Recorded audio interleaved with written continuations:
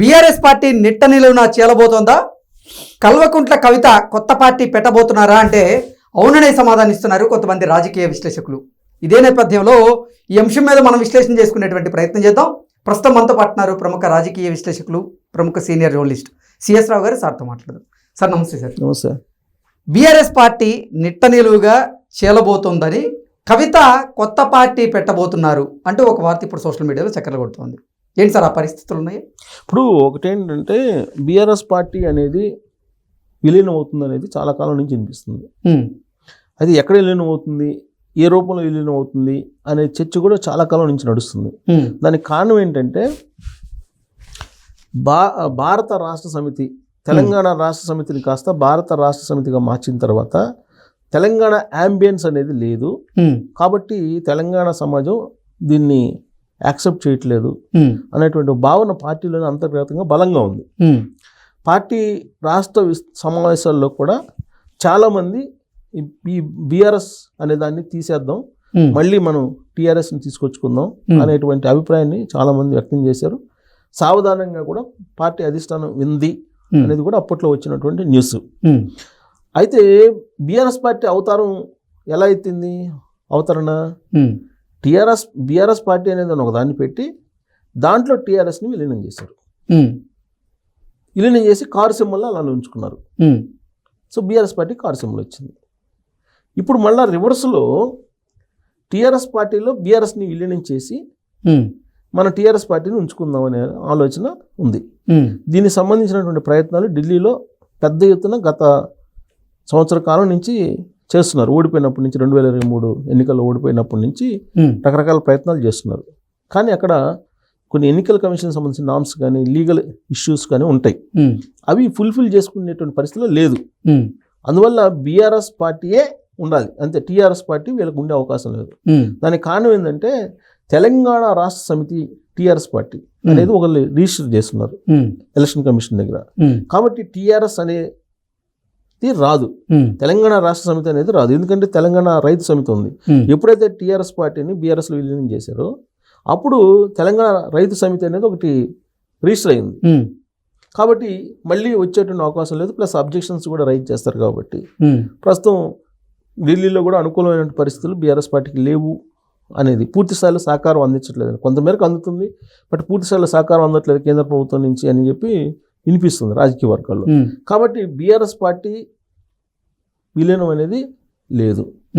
మరి టీఆర్ఎస్ పార్టీలో విలీనం కాకపోతే బీఆర్ఎస్ పార్టీ దేంట్లో విలీనం అవుతుందంటే బీజేపీలో విలీనం అవుతుందని చెప్పి ఎవరు చెబుతున్నారు? తెలంగాణ ముఖ్యమంత్రి రేవంత్ రెడ్డి గారు చెప్తున్నారు.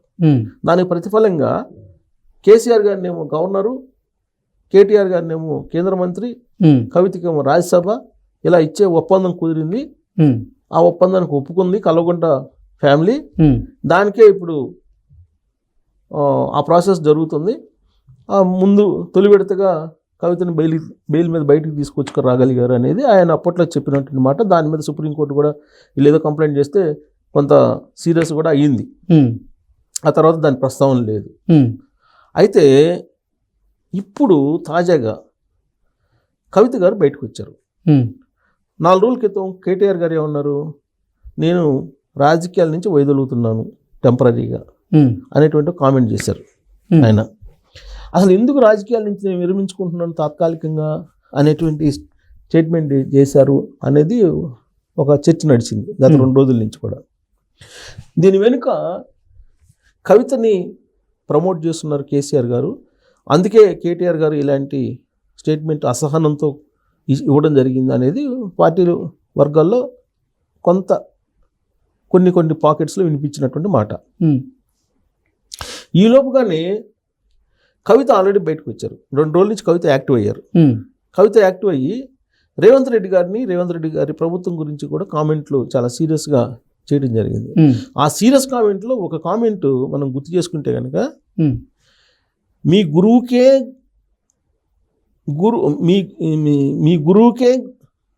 పాఠం నేర్పించినటువంటి గురువు మా కేసీఆర్ అని అంది ఆవిడ. అంటే ఎవరు? చంద్రబాబు నాయుడు గారి గురించి. మీ గురువునే కట్టడి చేసినటువంటి లీడరు కేసీఆర్ అని. అంటే చంద్రబాబు నాయుడు గారిని కట్టడి చేసినటువంటి లీడరు నువ్వెంత అని చెప్పి రేవంత్ రెడ్డి గారిని ఆవిడ కామెంట్ చేశారు, అంటే సీరియస్ కామెంట్ చేశారు. ఇటీవల వరకు కూడా కేటీఆర్ గారు బాగా రేవంత్ రెడ్డి గారి మీద చాలా అసహనంతో కూడినటువంటి కామెంట్స్ చేశారు. తెలంగాణ సమాజంలో కూడా ఏంటి ఇలా వల్గర్ లాంగ్వేజ్ మాట్లాడుకుంటున్నారు, మొన్నటి వరకు ఆంధ్రప్రదేశ్లో ఉన్నాం, ఇప్పుడు ఆ సంస్కృతి తెలంగాణలో వచ్చింది అనే ఒక అభిప్రాయం కూడా ప్రజల్లో వినిపించింది. ఇప్పుడు సీన్లోకి కవిత వచ్చారు.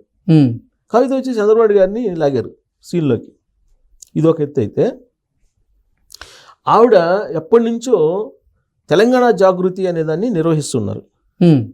ఈ తెలంగాణ జాగృతి అనేదాన్ని మొత్తం జిల్లాల వ్యాప్తంగా, అన్ని జిల్లాల వ్యాప్తంగా దాన్ని పగడ్బందీగా చేసి సంస్థాగతంగా బలోపేతం చేసి దాన్ని రాజకీయ పార్టీ కింద మార్చాలి అనేటువంటి ఒక ఆలోచన చేస్తున్నట్టు ఆ వర్గాల నుంచి వినిపిస్తుంది. మీకు టీఆర్ఎస్ పార్టీ కూడా చూడండి, ఫస్ట్ ఉద్యమ సంస్థగా ఏర్పడింది. అవును, రాజకీయ పార్టీ కాదు, ఉద్యమ సంస్థగా ఏర్పడింది. ఆ ఉద్యమ సంస్థ నుంచి రాజకీయ పార్టీగా రూపాంతరం చెందింది. ఇప్పుడు కవిత గారు కూడా ఆవిడ ఏం చేస్తున్నారు, ఇప్పుడు మారిన పరిస్థితుల దృష్ట్యా బీఆర్ఎస్ పార్టీ పబ్లిక్ రిసీవ్ చేసుకోవట్లా బీఆర్ఎస్ పార్టీని.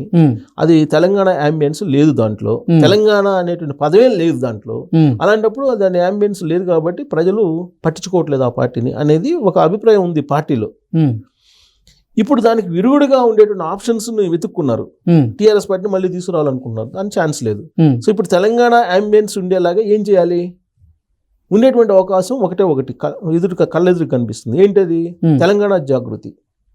ఈ తెలంగాణ జాగృతి ఇప్పటివరకు ఏంటి, ఒక సంస్థలాగా అది పనిచేస్తుంది. ఏదో బతుకమ్మలు లేకపోతే దీనికి సామాజిక కార్యక్రమాలకి దాన్ని ఉపయోగిస్తూ ఉన్నారు. అయితే ఇప్పుడు ఫుల్ పేజ్డ్గా దాన్ని సంస్థాగతంగా బలోపేతం చేసి రాజకీయ పార్టీ కింద కన్వర్ట్ చేసి తెలంగాణ జాగృతి అనేటువంటిది రాజకీయ పార్టీని పెట్టి తెలంగాణ అంబియన్స్ ఉండేలాగా చేయాలి అనేటువంటి ఒక ఆలోచన కవిత గారి అభిమానుల నుంచో లేదంటే కవిత గారి ఫాలోయర్స్ నుంచో వచ్చున్నటువంటి డిమాండ్ అనేది ఒకటి, తెలంగాణ జాగృతి అనేదాన్ని.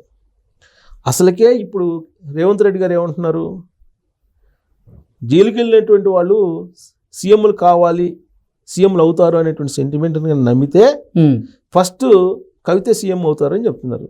కేటీఆర్ నువ్వు ఉబలాట పడ, మాకు నువ్వు జైలుకి వెళ్ళినా నీకు ఆ సెంటిమెంట్ వర్కౌట్ కాదు, ఒకవేళ ఆ సెంటిమెంట్ వర్కౌట్ అయితే కవిత సీఎం అవుతారు, నువ్వు కావు అని చెప్పి అంటున్నారు. మొదటి జైలుకి వెళ్ళింది కవిత కాబట్టి నువ్వు కావు అని చెప్తున్నారు. ఎవరికి? కేటీఆర్కి. అంటే కేటీఆర్ నన్ను అరెస్ట్ చేయండి అని అంటున్నాడు. అరెస్ట్ చేయడానికి అనేకమైనటువంటి అంశాలు ఉన్నాయి, నిజంగా కూడా చాలా విచారణ దశలో ఉన్నాయి. పైగా ముఖ్యమంత్రి హోదాలో రేవంత్ రెడ్డి గారే చెప్పారు కదా, అనేక ఆధారాలు ఉన్నాయి, మొత్తాన్ని కల్లగొండ ఫ్యామిలీని అందరినీ అరెస్ట్ చేస్తానని చెప్పారు చాలా సందర్భాల్లో. ఒకవైపు కేసులు కూడా అట్నే విచారణ వేగవంతంగా జరుగుతుంది. ఫోన్ ట్యాపింగ్ ఒకవైపు, కాళేశ్వరం ఒకవైపు, విద్యుత్ బాధ్యులకు సంబంధించినట్టు ఒకవైపు, ఈ ఫార్ములా ఇది ఒకవైపు, లగచర్లది ఒకవైపు, ఇవన్నీ చాలా ఉన్నాయి ఇష్యూస్. వీటిలో బాగా అడ్డంగా బుక్ అయినటువంటి కేసు ఏదంటే ఈ ఫార్ములా ఈ. కాబట్టి దాన్ని బేస్ చేసుకొని రేపేళ్ళుండో అరెస్ట్ చేసే అవకాశం ఉంది కేటీఆర్ అని చెప్పేసి కాంగ్రెస్ పార్టీ వాళ్ళు అనేక సందర్భాల్లో చెప్పారు. పొంగులేటి శ్రీనివాసరెడ్డి గారు అయితే బాంబులు ఉన్నాయి, నాటు బాంబులు ఉన్నాయి, పేలుతాయి అని చెప్పి అన్నాడు. ఆయన చెప్పి కూడా దాదాపు నెల అవుతుంది, 15-20 రోజులు అవుతుందిలే సుమారుగా.